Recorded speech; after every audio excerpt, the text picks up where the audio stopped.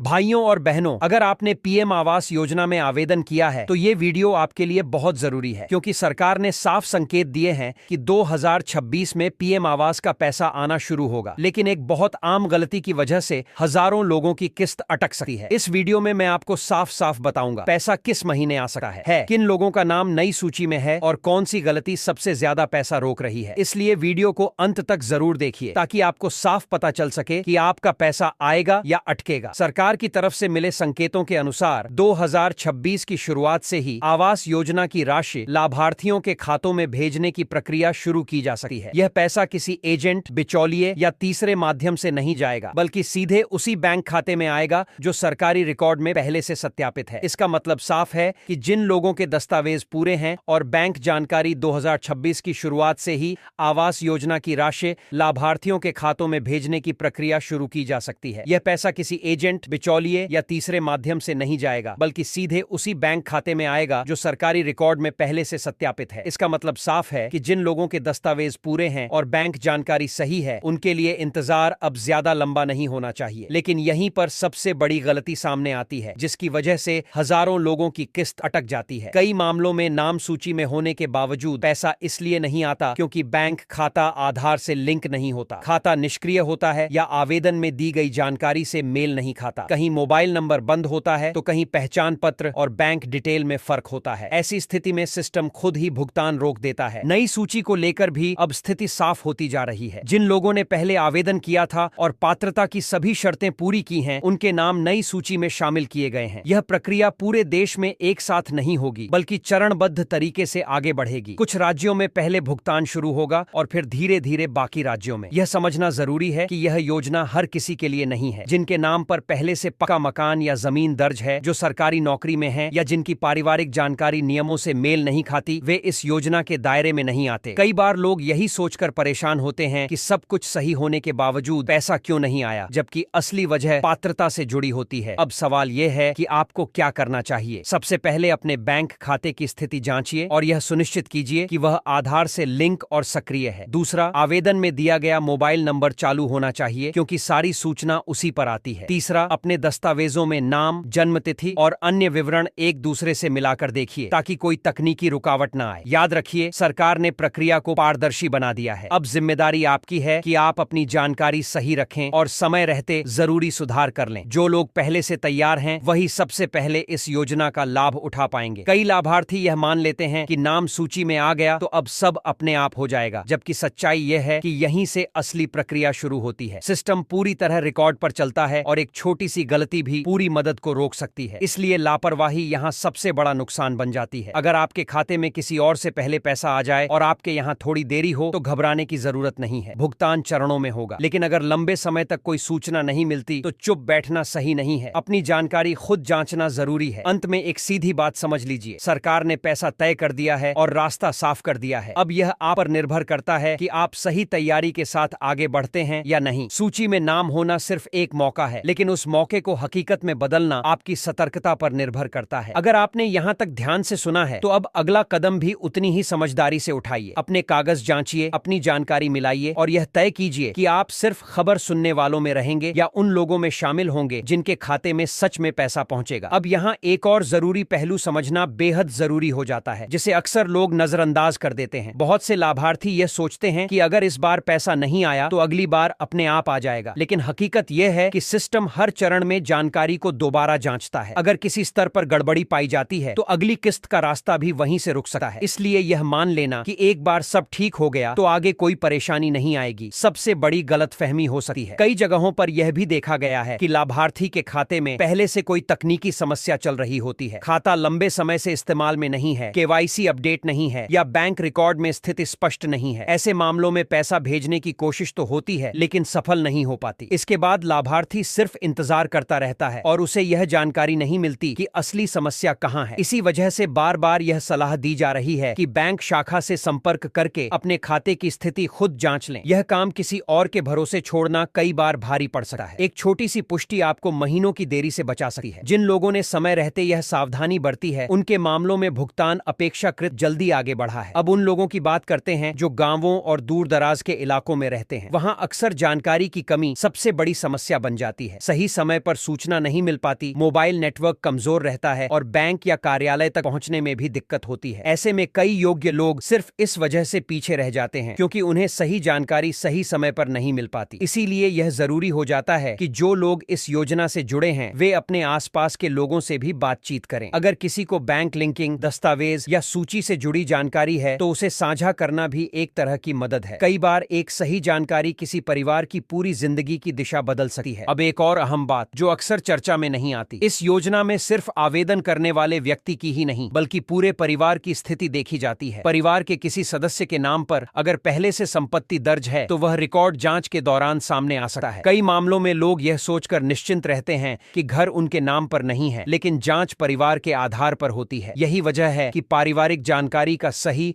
और पूरा होना बेहद जरूरी है। यह भी देखा गया है कि कुछ लोग गलत सलाह के कारण गलत जानकारी भर देते हैं। उन्हें लगता है कि ऐसा करने से उनका काम जल्दी हो जाएगा, लेकिन बाद में वही जानकारी सबसे बड़ी रुकावट बन जाती है। सिस्टम में एक बार गलत डेटा चला गया तो उसे ठीक कराना आसान नहीं होता। इसलिए शुरू से ही सही जानकारी देना ही सबसे सुरक्षित रास्ता है। अब उन लोगों की बात करते हैं जिन्होंने अभी तक आवेदन नहीं किया है और सोच रहे हैं कि अब उनके लिए कुछ नहीं बचा। सच्चाई यह है कि उन्हें सबसे पहले यह समझना होगा कि वे पात्र हैं या नहीं। बिना पात्रता समझे किया गया आवेदन सिर्फ समय और उम्मीद दोनों को नुकसान पहुंचाता है। सही जानकारी लेकर नियम समझकर ही आगे बढ़ना समझदारी है। यह योजना सिर्फ एक बार का लाभ नहीं है बल्कि एक लंबी प्रक्रिया का हिस्सा है। पहली राशि मिलने के बाद भी आगे की किस्तें और निर्माण से जुड़े चरण होते हैं। अगर शुरुआत में ही लापरवाही हुई तो आगे का रास्ता और मुश्किल हो सकता है। इसलिए पहली किस्त को हल्के में लेना सही नहीं है। अब जरा उन अफवाहों की बात करते हैं जो अक्सर लोगों को भ्रमित कर देती हैं। कोई कहता है कि योजना बंद हो गई है, कोई कहता है कि पैसा सिर्फ चुनिंदा लोगों को मिलेगा, तो कोई कहता है कि तारीख निकल गई। इन सब बातों के बीच सच वही है जो सरकारी रिकॉर्ड और आधिकारिक सूचना में दर्ज है। सुनी सुनाई बातों पर भरोसा करना कई बार नुकसानदायक साबित होता है। इसलिए सबसे सही तरीका यही है कि अपनी स्थिति खुद जांचें। अगर नाम सूची में है तो जानकारी सही रखें, अगर नाम नहीं है तो वजह समझने की कोशिश करें। चुपचाप बैठना या सिर्फ दूसरों की बातों पर भरोसा करना यहाँ सबसे बड़ी गलती हो सकती है। अब जैसे जैसे नई समय सीमा नजदीक आएगी, गतिविधियां और तेज होंगी। बैंक, प्रशासन और सिस्टम सभी स्तर पर तैयारी की जा रही है। इसका मतलब यह भी है कि जांच और सख्त होगी। जो लोग पूरी तरह तैयार हैं उनके लिए रास्ता आसान होगा, लेकिन जिनकी जानकारी अधूरी है उनके लिए परेशानी बढ़ सकती है। अब एक जरूरी सवाल खुद से पूछिए, क्या आपने अपने सभी दस्तावेज खुद देखे हैं? क्या आपने बैंक खाते की स्थिति खुद जांची है? क्या आपका मोबाइल नंबर वही है जो आवेदन में दर्ज है? अगर इन सवालों का जवाब साफ नहीं है तो यहीं से सुधार शुरू करना जरूरी हो जाता है। यह योजना उन लोगों के लिए है जिन्होंने सालों तक असुरक्षा में जिंदगी गुजारी है, जिनके लिए पक्का घर सिर्फ एक सपना था। सरकार की कोशिश है कि यह सपना हकीकत में बदले, लेकिन इसके लिए लाभार्थी की सतर्कता भी उतनी ही जरूरी है। दोनों के बिना यह प्रक्रिया पूरी नहीं हो सकती। अब अंत की ओर बढ़ते हुए एक बात बहुत साफ समझ लीजिए, यह सिर्फ खबर सुनने या वीडियो देखने का मामला नहीं है। यह फैसला लेने का समय है। फैसला इस बात का कि आप समय रहते तैयारी करेंगे या बाद में पछताएंगे। जो लोग आज कदम उठाएंगे वही कल सबसे पहले लाभ पाने वालों में होंगे। अगर आपने यहाँ तक यह पूरी जानकारी ध्यान से सुनी है तो इसका मतलब है कि यह आपके लिए मायने रखती है। अब इसे यहीं खत्म मत कीजिए। अपने कागज जांचिए, बैंक से संपर्क कीजिए और जहां जरूरत हो वहां सुधार कराइए। यही छोटी छोटी सावधानियां आगे चलकर बड़ा फर्क पैदा करती हैं। अंत में एक सीधी बात, सरकार ने योजना बनाई है, पैसा तय किया है और प्रक्रिया साफ कर दी है। अब जिम्मेदारी आपकी है कि आप इस मौके को कैसे लेते हैं। यह मौका उन लोगों के लिए है जो जागरूक हैं, सतर्क हैं और सही समय पर सही कदम उठाते हैं। बाकी लोग सिर्फ इंतजार करते रह जाते हैं। अगर आप चाहते हैं कि पीएम आवास योजना से जुड़ी हर सही और अपडेटेड जानकारी सबसे पहले आपको मिले तो चैनल को अभी सब्सक्राइब कर लीजिए और वीडियो को लाइक करके उन लोगों तक जरूर पहुंचाइए जिन्हें इस योजना का इंतजार है। साथ ही कमेंट में जरूर बताइए आप किस जिले से देख रहे हैं।